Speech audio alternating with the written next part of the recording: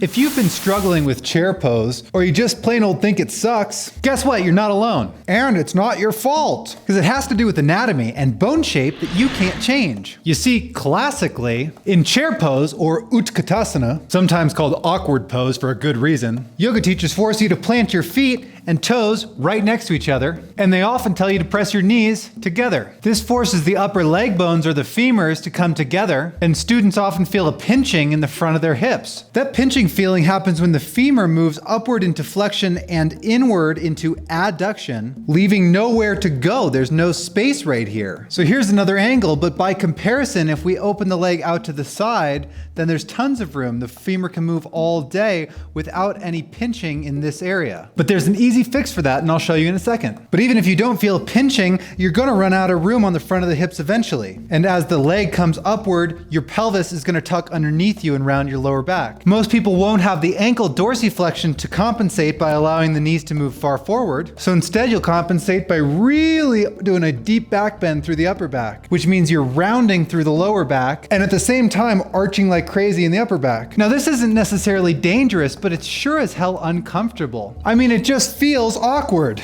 That's okay, there's a simple fix. Put your feet wherever the hell you want. Personally, I like them the same distance as my hips, and I like to push my knees outward. But you could take your feet even wider if you want and squat down nice and low. With the feet wide and the knees out, your pelvis has plenty of room to drop down into a nice low squat. So instead of awkward chair pose, have a nice stable and strong chair pose. The other thing that makes this pose really awkward is that yoga teachers tell you you have to reach up towards the sky. But most people don't actually have 180 degrees of shoulder flexion required to do that. So again, instead they start arching their back and losing their balance. Not that arching the back is dangerous, it's just weird, awkward, uncomfortable, and makes the pose needlessly difficult in a way that doesn't benefit you. And besides, functionally speaking, let's say I was going to take this ball and put it on the ground. If I'm putting an object on the ground, that's when I squat down. In other words, when you squat, your hands really go down, usually, in real life. So if I'm gonna sit my butt down, why am I reaching my arms up to the sky? In what universe am I going to take an object, squat down, and then try to put something up on a shelf or throw something upward?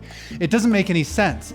If I was trying to throw something upward or put something on a shelf, my lower body wouldn't be squatting down to do it. It would be straightening up all the way and squeezing my butt and straightening my legs. So in chair pose, you don't have to squat down to reach up. Get rid of that thought.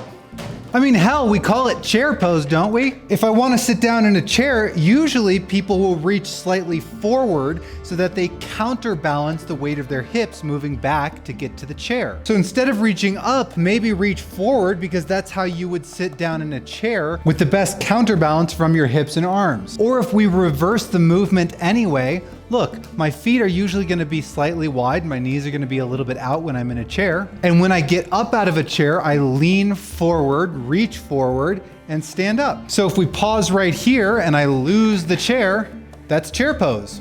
Easy peasy. A lot of yoga poses traditionally are difficult, awkward, and needlessly challenging for completely arbitrary reasons. Forcing people to take their feet together, knees together, squat like this, and get their arms overhead does absolutely nothing for them functionally as a human being. On the other hand, teaching people to take their feet in a comfortable stance, get their knees slightly out of the way, sit down, and use their arms to counterbalance their hips teaches people to do one of the most common functional activities on the planet. Squat down onto a chair and be able to get back up again. Or sit down on a toilet, be able to relieve yourself and be able to get up off of the toilet. Can you imagine being 65 years old, getting stuck on the toilet because you never practiced squatting in your life? And now you're stuck on the toilet and you have to call somebody else in to help you get up? That's what we call disability. And I've worked with several patients that can't get down into a chair and get back up again, or can't get down onto a toilet and get back up again. So what do you think our functional rehabilitation exercises are? We squat